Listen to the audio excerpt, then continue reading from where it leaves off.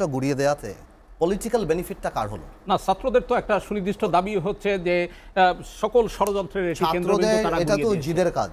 তারা জিদের রাগে ক্ষোভে বা যারা ৩২ নম্বরকে ফ্যাসিজমের কথা বলে।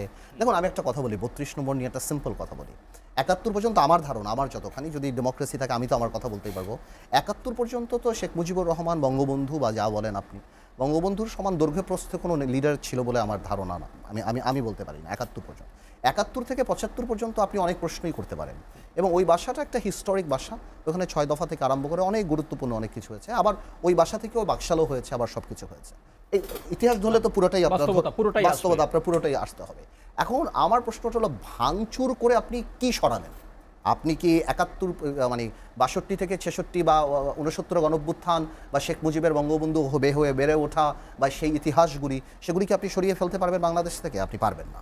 আবার সেই স্বৈরাচারের বা ওই স্বৈরাচারী অ্যাক্টিভিটি বা বাকশাল বা ফ্যাসিজম বা যাই বলেন, সেটাও আপনি সরিয়ে, সেটা থাকুক না থাকুক। তা আমার মনে হয় এটাতে রাজনৈতিক মানে ছাত্রদের একটা বা যারা ইমোশনের একটা বহিঃপ্রকাশ হয়েছে, আর আওয়ামী লীগের একটা পলিটিক্যাল বেনিফিট হয়েছে, যে Awami League has something to cry on, যে আওয়ামী লীগ সবসময় এটা নিয়ে একটা পলিটিক্যাল বেনিফিট পাবে, এবং যারা আওয়ামী লীগ করে বা যারা সাধারণ মানুষ বা তাদের কাছে, অনেকের কাছে এটা হয়তো তারা বেনিফিট পাবে। আর আমার মনে হয় এই যে এই জিনিসগুলি, আমরা বহু সাধারণ লোককে দেখেছি ওই বাড়ি থেকে একটা ইট খুলে নিয়ে তো সাধারণ মানুষ আছে তো, এনটি আওয়ামী লীগ, এনটি বঙ্গবন্ধু, এনটি শেখ মুজিব আছে তো, এরকম ইট খুলে নিয়ে যেতে দেখেছি যে আমার বাড়িতে নেব এবং এটা এই কাজে ব্যবহার করব।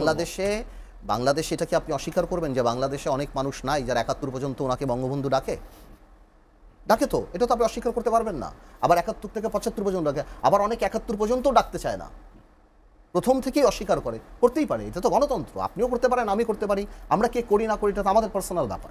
বাট আমার কথাটা হলো, যেই লোকগুলি শেখ মুজিবুর রহমানের কোনো কন্ট্রিবিউশনকে মানতে চায় না, তারা হয়তো যে ইট খুলে নিয়ে আসছে। যারা আবার মনে করে যে এই বাড়িটা ভাঙা উচিত নেই, যে আমার করাপশনের জন্য, আমার দুর্নীতির জন্য, আমার গণতন্ত্র হত্যার জন্য এখন আপনি আমার বাবার কবর ভেঙে ফেলবেন ভোলাতে যেয়ে, আবার অনেকে ভেবে চিন্তা করে। আপনি আমার কথা বুঝতে পারছেন জিনিসটা? তো এক একজনের এক একটা চলছে। এবার আমি যদি আপনি মনে করি, যখন আপনি পুড়তে দেখেন, ভাঙতে দেখেন, এই করে দেখেন ভাই, আমি রাজনীতি করি, আমি রাজনীতির কথা বলি। আমি মনে করি আওয়ামী লীগ পলিটিক্যাল বেনিফিটটা পায়, যাতে Awami League will Cry on this সবসময় যে এইটা এভাবে করেছে। বাট ওই সিচুয়েশনটা আবার ছাত্ররা যে রাগ হয়েছে, ছাত্র যা ওই সময় যে সারা বাংলাদেশে রাগ হয়েছে, এবং কোনো অনুশোচনা নাই। ওই ৬ মাস পরে এসে যে বক্তব্যটা দিল আওয়ামী লীগের সভানেত্রী, যে একটা বারও করা হত্যার কোনো বিচার, কোনো কিছু নেই, যথেষ্ট রিজন আছে ছাত্রদের রাগ হওয়ার। এটা না যে ছাত্র রাগ হওয়ার, যথেষ্ট রিজন আছে যে তারা রাগ হয়ে এই কাজটা করেছে, এবং যে আগুন জ্বলছে খুবই স্বাভাবিক, যারা মারা গিয়েছে, যারা করেছে তারা করেছে। না, আমি রাইট আর রঙে যাচ্ছি না, আমি বলছি ডিফারেন্ট স্কুল অফ থট আছে, বাট পলিটিক্যাল বেনিফিটটা আওয়ামী লীগের হয়েছে। এর আগ পর্যন্ত তাদের হাতে এজেন্ডা ছিল না, এটা একটা এজেন্ডা। এই এজেন্টটা কতখানি হেল্পফুল হবে? আমি বলছি আওয়ামী লীগ যেই দুর্নীতি, যে গণহত্যা এবং যে গণতন্ত্র হত্যা যা দেখিয়েছে, এরকম আমার মনে হয় আরো 20টা 32 নম্বর ভাঙলেও ওইটার বেনিফিট, কিন্তু বেনিফিট পাচ্ছে। সরকার দুর্নীতির বিরুদ্ধে কতখানি সফল হয়েছে বলে আপনি মনে করেন অন্তর্বর্তী সরকার? এই প্রশ্নটা দুইটা আনসার। এখন কোনো ব্যাংক লুট নাই, এটা সত্যি কথা। ঘুষ তো থাকবেই, এটা মজ্জাগতভাবে কিছু জায়গায় থাকে, বাংলাদেশ এটা থাকবে, রুল অফ ল। ব্যাংক লুট নাই, এটা অনেক অনেক বড় একটা মানে বিরাট একটা অর্জনের জায়গা। দরবেশ, তারপর আনিসুল হক, নজরুল বা আরও অন্যান্য অনেক বড় বড় ব্যবসায়ী যাদের নামে কথা আছে, তারা বিদেশ যেতে পারছেন, ইনভেস্টিগেশন হচ্ছে। এই জিনিসগুলিতে মানুষ স্বস্তির জায়গায় আছে, যে আমি বলি না যে টাকা দিয়ে সব কিছু হয় না, আল্লাহর বিচারে আল্লাহ টাকা হয় না। তবে একটা স্যাড জায়গা, আমার কথা মনে হচ্ছে আমি রিকভারি দেখছি না, এবং রিকভারির কোনো দৃশ্যমান কোনো কিছু দেখছি না। যেমন আপনি মনে করেন, আমি কথা বলি, এই যে দেখেন আপনার মনে করেন এক্সিম ব্যাংকের নজরুল সাহেবের 15,000-20,000 কোটি টাকা হয়তো লোন আছে। উনি আমি খবর পেলাম যে উনি অসুস্থ, ওনার নাকি হার্টে কি স্ট্যান্টিং না বা কী করতে হয়েছে, ওনাকে নিয়ে গেছে। দরবেশকে আমরা দেখছি। তো এদেরকে রেখে দিয়ে মেরে ফেলে বা বয়স হয়ে যে আমাদের তো লাভ নাই, এদেরকে রাখেন, এদের সাথে নেগোশিয়েট করেন, এদের কাছ থেকে টাকাগুলি বের করেন। আপনি রেখে দিলেন, জাতি দেখছে দরবেশ, কিন্তু এদের ছেলেরা সিঙ্গাপুরে পার্টি করে বেড়াচ্ছে, দরবেশের ছেলে বা পরিবাররা সিঙ্গাপুরে পার্টি করে বেড়াচ্ছে বা হ্যারেটসে খেয়ে বেড়াচ্ছে। তো এতে তো আমার লাভ হচ্ছে না। রাদার আজকে ফারুক খান এখানে আছেন, এখানে বসে আছেন, ওখানে আজিজ খান বিলিনিয়ার ঘুরে বেড়াচ্ছেন। তো আমার কথা হলো, এই নেক্সাসগুলি আপনি বের করেন, তাদের সাথে নেগোশিয়েট করেন। ফর স্পেশাল এই ধরনের লুটেরা আপনার স্পেশাল কোনো একটা জিনিস বের করতে হবে, আপনি তাদের সাথে এই যে আজকে ইন্ডাস্ট্রি বন্ধ করে দিচ্ছেন, 30,000-40,000 মানুষ রাস্তায় চলছে। তো আমার মনে হয় আমাদের দরকার টাকাগুলি ফেরত, সম্পদ জব্দের নির্দেশ। কোনো লাভ আছে এদের এখানে? কিছুই নাই। ওই সব জব্দ করেও আপনার লাভ? আপনি যে জব্দ করবেন, কি কাকে শিক্ষা দিবেন? মৃত মানুষের সম্পত্তি জব্দ করে আপনার লাভ কি? আর এদের প্রত্যেকের বয়সের দিকে তাকিয়ে দেখেন, শরীরের দিকে তাকিয়ে দেখেন, এটা তো আর মানে নর্মাল ক্রিমিনাল কেস না। So you have to recover because obscene amount of money. আপনার এই টাকাটা তো রিকভার করতে হবে, এমএলএ প্রসিজার করতে হলে ওনাদেরকে ওই আলাপে যেতে হবে, বা ওনাদের আত্মীয় স্বজন, ওদের সন্তান যে ভাই this is what is happening, তোমার বেনিফিট পাবা না কিন্তু এইটা হলে এইটা পাবা, অ্যাটলিস্ট তোমাদের ফ্যাক্টরি চলবে বা তোমরা বেতন দিতে পারবা। কারণ এই লোকরা যদি রাস্তা, আপনার মনে নাই বেক্সিমকোর লোক রাস্তায় নেমে যাচ্ছে, রাস্তায় আপনি কী করবেন? আপনার কি অবস্থান আছে? প্লাস আপনার জনসম্পৃক্ত মন্ত্রী না, আপনার ব্যবসায়িক মন্ত্রী যে, উনি জনসম্পৃক্ত না। আপনার যে মন্ত্রী উনি আপনি কয়টা ব্যবসায়ীদের সাথে কথা বলছেন, কতজনের সাথে কথা বলছেন? এই যে আমরা কয়দিন আগে খবর পেলাম যে ওষুধ, ভাই সরি আমি একটু বলি, ওষুধ শিল্পে নাকি ওই যে বেসিক ওষুধ, সব ওষুধের নাকি দাম কমাতে হবে। অনেক ওষুধ আপনি মার্কেটে পাবেন না। আপনি যদি হঠাৎ এই চিপ পপুলারিটি পাওয়ার জন্য যে ইউনুস সরকার ওষুধের দাম কমেছে, আপনি অনেক কিছু আপনি মার্কেটে পাবেন না। এরকম করে আপনি যত ব্যবসায়ীদের সাথে কথা বলেন, তারা নির্মাণে কান্নাকাটি করে যে ভাই আমরা তো কথা বলার জায়গা পাচ্ছি না। সেই জনসম্পৃক্ততার অভাবে অর্থনীতি, দুর্নীতি এগুলি তো সব ইন্টার রিলেটেড। তবে এটা একটা ভালো জিনিস যে ব্যাংক লুট হচ্ছে না। So this is the best. এই যে দ্রব্যমূল্য নিয়ন্ত্রণের বাইরে চলে গেছে, সিন্ডিকেট নিয়ন্ত্রণ করতে পারছে না, এখন যে নেক্সাসের কথা বলা হচ্ছে, কথা না, আপনি তো পলিটিক্যাল গভর্নমেন্ট না।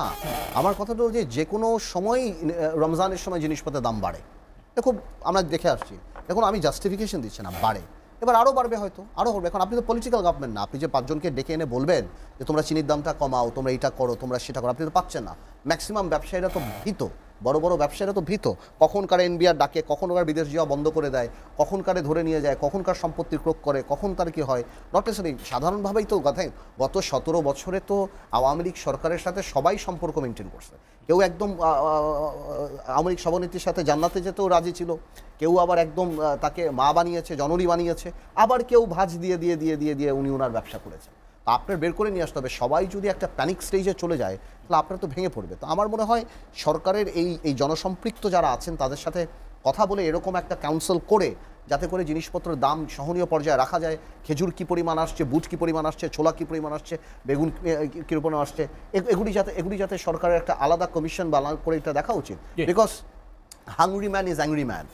সো আপনি যদি খাওয়া না পান, আপনি যদি যেই অবস্থা, তাহলে কিন্তু স্থিতিশীলতা আবার নষ্ট হবে। দেখুন, আমি তো এই অনুষ্ঠানে ছিলাম, উনি কিন্তু প্রথম বক্তৃতাটা খুব ভালো দিয়েছেন।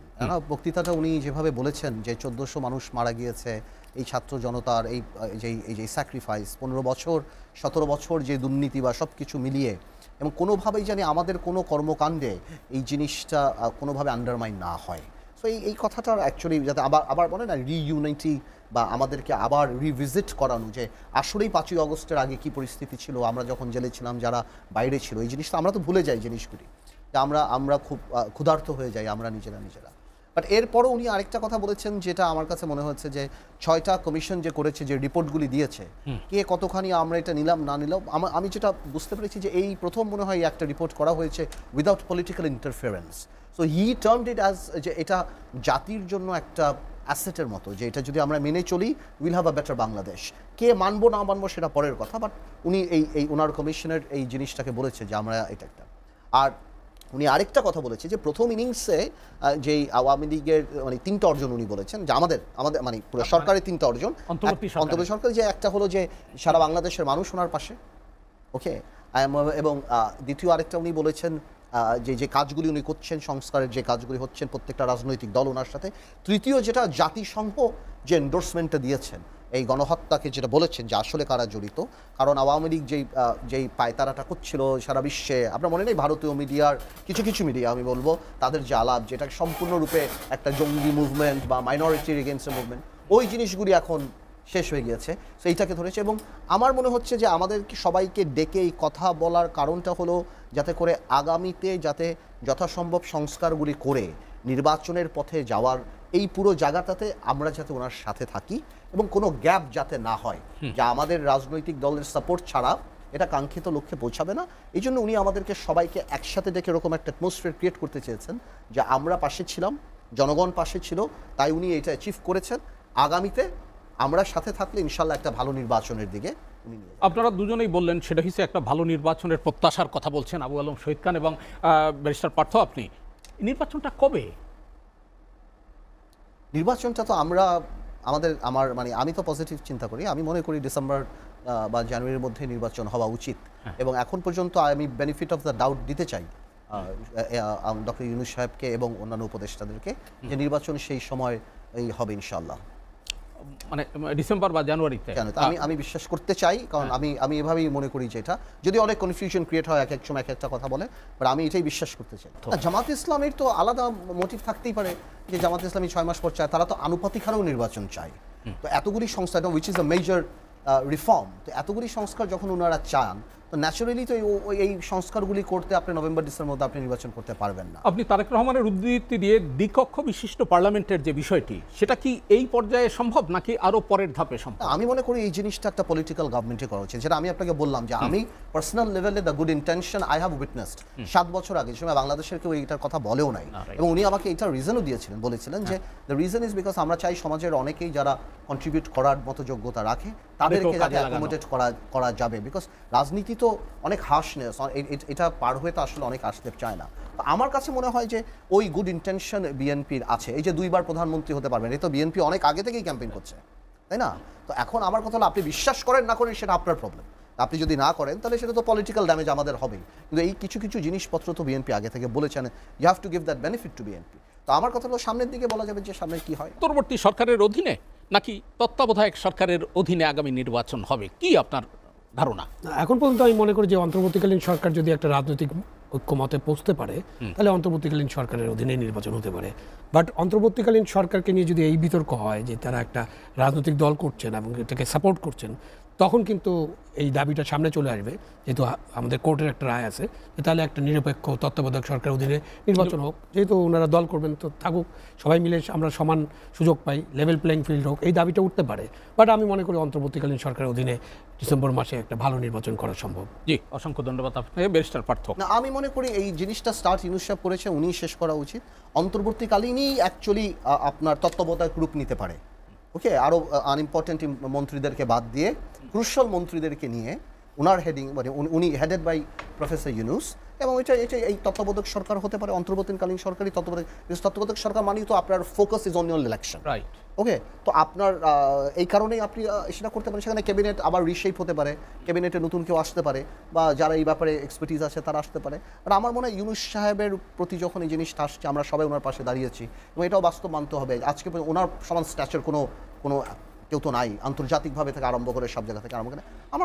আমার মনে হয় এই should be given the benefit of the doubt, because এখন পর্যন্ত মেজর কোনো কিছু তো আমরা দেখতে পাই। জি, আবু আলম শহীদ খান, আমরা অনুষ্ঠানের একেবারে শেষ পর্যায়ে, যদি আপনি কিছু শেষ কথা বলতে চান। না, আমাদের কথা তো শেষ হবে না, কথা চলতেই থাকবে। আজকের জন্য শেষ কথা হচ্ছে যে আজকে তো 21শে ফেব্রুয়ারি, 21 আমাদের অহংকার, এবং 21 মানে কিন্তু একটা গণতন্ত্রের সংগ্রাম। সেই কারণে আজকের শেষ কথাটা এরকম হতে পারে যে আমরা এখন প্রত্যাশা করি যে অন্তর্বর্তীকালীন সরকারের প্রধান এবং অন্তর্বর্তীকালীন সরকার যে কাজগুলো হাতে নিয়েছে, সেকেন্ড ইনিংসে তারা সেই কাজগুলো সম্পন্ন করে একটা ভালো নির্বাচন আমাদেরকে উপহার দেবেন, এবং সেই নির্বাচিত সরকারের কাছে দায়িত্ব হস্তান্তর করবেন, এবং সেই নির্বাচিত সরকার যে কাজগুলো থাকবে, যে কাজগুলো ওনারা করে যেতে পারবেন না, সেই অসমাপ্ত কাজগুলো, অসমাপ্ত সংস্কারগুলো তারা করবেন। জি, আমার প্রত্যাশা একটা, আমি বারবারই বিশ্বাস করি সবার উপর মানুষ সত্য, ভালো মানুষ আসলেই আপনি ভালো রাজনীতি পাবেন। আমি মনে করি বড় বড় রাজনৈতিক দলগুলি ভালো মানুষগুলিকে জানি জায়গা করে দেয়, রাজনৈতিক বিজ্ঞ, রাজনৈতিক প্রজ্ঞা বা যারা আছে, আমরা সবাইকে চিনি। আমার মনে হয় বড় বড় রাজনৈতিক দলগুলো এখন সময় আসছে যে বেশি পলিটিক্যাল না হয়ে স্পিরিচুয়াল, বা when you believe in goodness, Allah gives goodness, হ্যাঁ, বা আল্লাহ প্রোভাইডস গুড। তো আমার কথা, আমি মনে করি যে অনেক তো হলো, আমরা তো অনেক হিসাব নিকাশ করলাম, অনেক কিছু করলাম, এখন বড় বড় রাজনৈতিক দলগুলি যারা আছেন তাদেরকে ভালো মানুষগুলিকে রাজনীতিতে প্রতিষ্ঠিত হওয়ার সুযোগ করে দেন, আগামীতে পার্লামেন্ট আসার সুযোগ